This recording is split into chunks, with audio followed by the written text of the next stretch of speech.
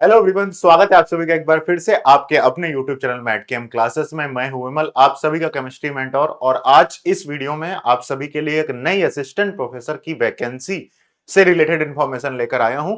यह है एनसीईआरटी की तरफ से असिस्टेंट प्रोफेसर की जो वैकेंसी हर साल निकाली जाती है, उसी का एक और नया सिलसिला। और उसकी एक नई वैकेंसी आई है जिसमें टोटल 117 पोस्ट आपको देखने को मिल रही हैं।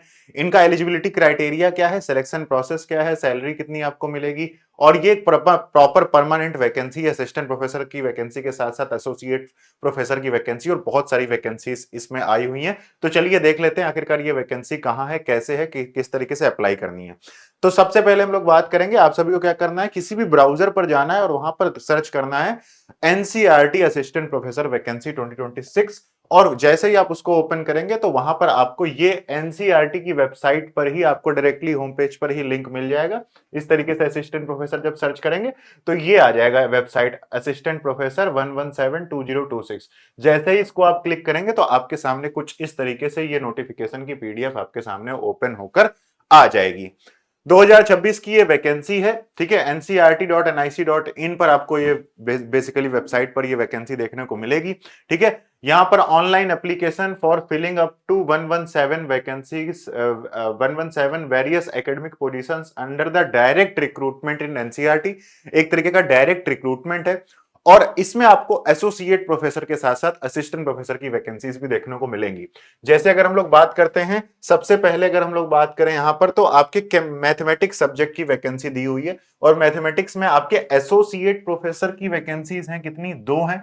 दो में से एक अनरिजर्व्ड कैटेगरी जनरल कैटेगरी के लिए है और एक एसटी कैटेगरी के लिए है। तो कैटेगरी वाइज आई हुई है, ठीक है। प्रॉपर मैथमेटिक्स की जो असिस्टेंट प्रोफेसर की वैकेंसी है वो एक ही वैकेंसी है और जनरल कैटेगरी की ये वैकेंसी है। जितनी भी लगभग वैकेंसीज हैं, मैक्सिमम केसेस में सारी वैकेंसी जनरल कैटेगरी की हैं, तो सारे स्टूडेंट्स अप्लाई कर सकते हैं, ठीक है। जनरल कैटेगरी में आप सभी को पता है कि जनरल की सीट्स के लिए हर कोई अपना दावा ठोक सकता है। इसके बाद आर्ट एजुकेशन में भी प्रोफेसर असिस्टेंट प्रोफेसर की एक एक वैकेंसी है। Bio science, biotechnology, health science, pharmacy में भी एक एक असिस्टेंट प्रोफेसर और प्रोफेसर की वैकेंसी है। इसके बाद इकोनॉमिक्स में भी एसोसिएट प्रोफेसर की दो वैकेंसीज हैं और वो दोनों की दोनों जो वैकेंसीज हैं वो किसकी हैं, ओबीसी कैटेगरी की हैं। तो यहां से आपको प्रॉपर चीजें देखने को मिल जाएंगी, ठीक है। इसके बाद इकोनॉमिक्स के बाद जूलॉजी में भी professor, associate professor, assistant professor तीनों वैकेंसी हैं। जो असिस्टेंट प्रोफेसर की चार वैकेंसी हैं, दो अनरिजर्व्ड की हैं, एक ओबीसी की है और लास्ट वाला जो एक है ये आपका एक ईडब्ल्यूएस की है, ठीक है। तो सीएसआईआर नेट लाइफ साइंस वाले स्टूडेंट्स के लिए भी बढ़िया मौका है ये, ठीक है। इसके बाद एजुकेशन में असिस्टेंट प्रोफेसर की एक वैकेंसी है जो कि आपकी जो सेकंड नंबर पर है वो कौन सी कैटेगरी है, सेकंड नंबर पर एससी कैटेगरी है, ठीक है। तो एससी, एसटी, ओबीसी, ईडब्ल्यूएस ये सीक्वेंस दे रखा है। इसके बाद आप देखते हैं एजुकेशन के बाद हिंदी में भी एसोसिएट प्रोफेसर की दो वैकेंसीज हैं। एजुकेशन साइंस में भी प्रोफेसर, एसोसिएट प्रोफेसर और असिस्टेंट प्रोफेसर की वैकेंसी है, ठीक है। इसके बाद एजुकेशन टीचर, एजुकेशन में भी तीनों कैटेगरी में वैकेंसीज हैं। असिस्टेंट प्रोफेसर में 5 वैकेंसीज हैं। और नीचे आते हैं साइंस में, मेनली देखते हैं क्योंकि साइंस के काफी ज्यादा स्टूडेंट्स आप लोग हमारे साथ कनेक्टेड हैं इस यूट्यूब चैनल पर, तो उस पर ज्यादा ज्यादा जोर दे देते हैं। बाकी एजुकेशन की, साइकोलॉजी की, हिस्ट्री की भी आपकी टोटल 4 वैकेंसीज हैं, ठीक है। अनरिजर्व्ड की 2 हैं असिस्टेंट प्रोफेसर की, एससी की 1 है, ठीक है। इसके अलावा और नीचे चलते हैं, जियोग्राफी की भी प्रोफेसर की सिर्फ 1 वैकेंसी है। पॉपुलेशन स्टडीज में एसोसिएट प्रोफेसर की 1 वैकेंसी है। पॉलिटिकल साइंस में एक वैकेंसी है। एजुकेशन में एजुकेशनल टेक्नोलॉजी, ग्राफिक्स, मल्टीमीडिया में आपकी वैकेंसी है, ठीक है। इसके बाद इलेक्ट्रॉनिक्स में, इंग्लिश में भी देख लेते हैं तो प्रोफेसर की 1, एसोसिएट प्रोफेसर की 3 और असिस्टेंट प्रोफेसर की 2 वैकेंसीज आपको देखने को मिलेंगी। ऐसे ही उर्दू में भी, ठीक है, हॉस्पिटलिटी में भी, इस तरीके से अलग अलग सब्जेक्ट में वैकेंसीज हैं। ये आपको पीडीएफ में डिस्क्रिप्शन में दे दूंगा, वहां से आप इसको देख लेना किस किस कैटेगरी में कितनी कितनी वैकेंसी है। सोशियोलॉजी में, बॉटनी में भी अलग से वैकेंसी आई हुई है, ठीक है। इसके अलावा नीचे चलते हैं, केमिस्ट्री में भी आपकी वैकेंसी है ना। ऐसा नहीं कि सिर्फ स्टैटिस्टिक्स में देखो एक एसोसिएट प्रोफेसर की वैकेंसी है। कंप्यूटर एजुकेशन में भी वैकेंसी है। फिजिक्स में भी आप देख सकते हैं, फिजिक्स में असिस्टेंट प्रोफेसर की 1 वैकेंसी है जो कि एससी कैटेगरी में आई हुई है, तो एससी कैटेगरी वाले स्टूडेंट्स अप्लाई कर सकते हैं।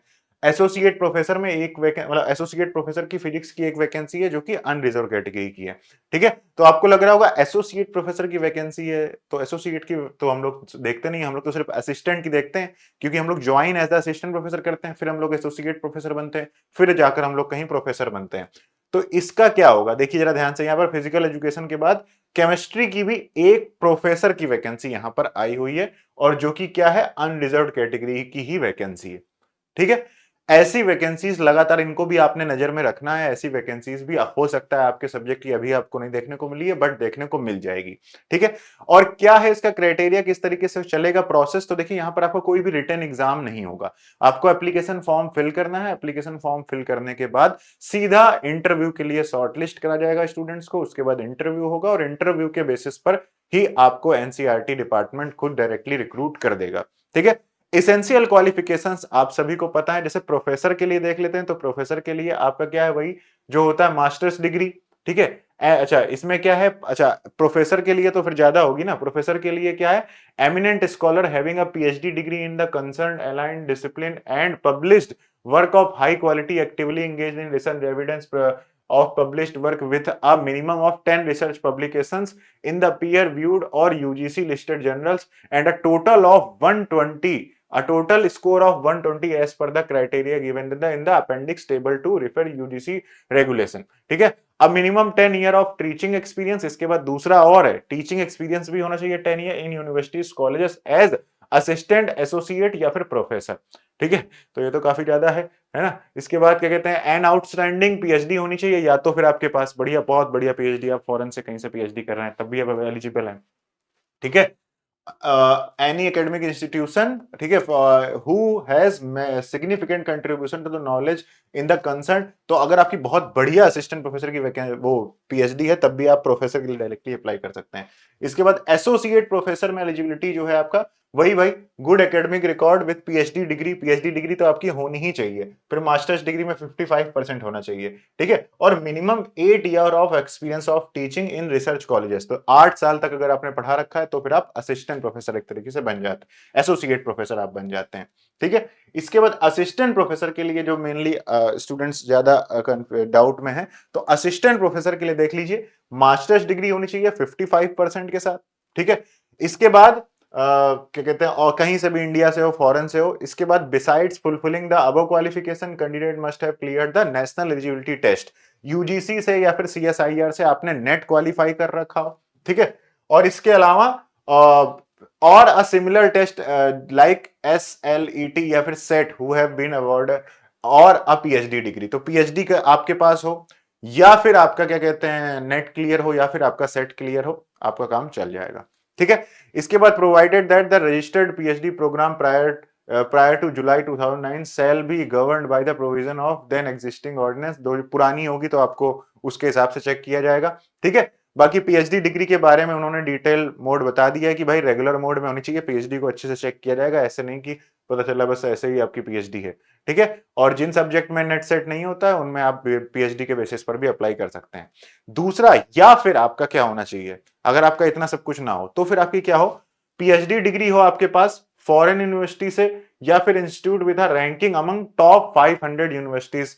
तो वर्ल्ड रैंकिंग में टॉप 500 यूनिवर्सिटीज से अगर आपने पीएचडी कर रखी है, ठीक है, by one of the following this QS time higher education academic ranking of, इनमें से किसी से भी अगर यहां से आपने पीएचडी भी कर रखी है, तब भी आप असिस्टेंट प्रोफेसर के लिए एलिजिबल है। ठीक है, इसके बाद इसके बाद ये हो गया। फिर अलग अलग तरीके से डेप्यूटी लाइब्रेरियन के लिए भी आपकी अलग से दे रखी है डिटेल। ठीक है, असिस्टेंट लाइब्रेरियन के लिए भी आपको अलग से दे रखा है जो एलिजिबिलिटी क्राइटेरिया है। ठीक है, इसके अलावा यहां पर आपको बेसिकली क्या करना है, सिर्फ और सिर्फ एप्लीकेशन फॉर्म फिल कर भेज देना। पे स्केल की बात कर लेते हैं, सैलरी आपको कितनी मिलेगी, तो आपका जो ये होगा लेवल 14 की वैकेंसी होगी। एंट्री लेवल पे जो होगा वो 1,44,200 रुपए होगा, और ये किसका, प्रोफेसर का। एसोसिएट प्रोफेसर और डिप्टी लाइब्रेरियन की बात करते हैं तो 1113A है, जिसमें एंट्री लेवल पे 1,31,400 रुपए होगा। और असिस्टेंट प्रोफेसर या फिर एसोसिएट प्रोफेसर, इन दोनों की बात करते हैं तो ये लेवल 10 से एंट्री करेंगे। इनकी जो बेसिक पे होगी वो 57,700 रुपीज है, और ये बढ़कर जो इन हैंड सैलरी होगी वो 1,00,000 रुपए 90 प्लस 93,000 रुपीज के आसपास आपकी आती है। ठीक है, सिमिलरली यहां पर भी सैलरी और बढ़ जाती है, तो सिर्फ आपका बेसिक पे लिखकर बताया गया है। ठीक है, तो ये आपका पेमेंट के बारे में रिलेटेड हो गया। आपको करना क्या है, जनरल इंस्ट्रक्शंस आपके क्या है, इंपॉर्टेंट डेट्स क्या है, तो डेट्स की बात कर लेते हैं। आपको ऑनलाइन रजिस्ट्रेशन कर कर लास्ट डेट सबमिट कर देनी है 20 फरवरी 2026 से पहले पहले आपको अप्लाई कर देना है।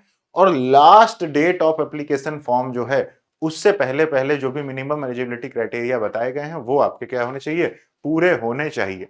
ठीक है, ये आपका सिनेरियो है। इसके बाद एप्लीकेशन फीस जो है वो 1000 रुपए है। किसके लिए?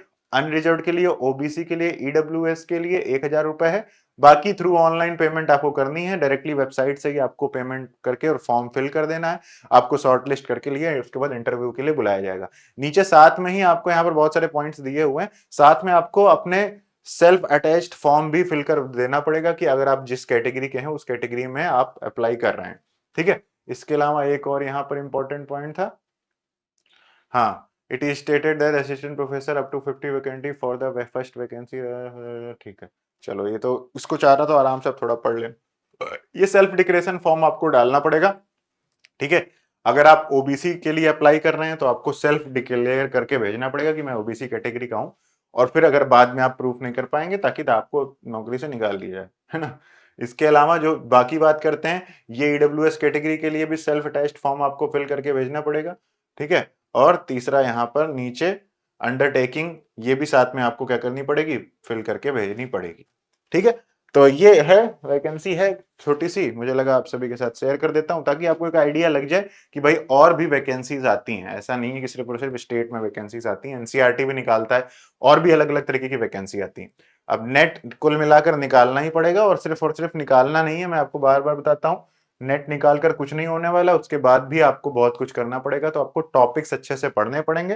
तो दो सिनेरियो हैं, अगर आपने नेट निकाल रखा है तो असिस्टेंट प्रोफेसर की तैयारी कर सकते हैं। उसके लिए चाहे आपका डिस्क्रिप्टिव आंसर पेपर हो, चाहे कैसा भी पेपर हो, उसके लिए मैटकेम क्लासेस के ऐप पर कोर्सेस अवेलेबल हैं।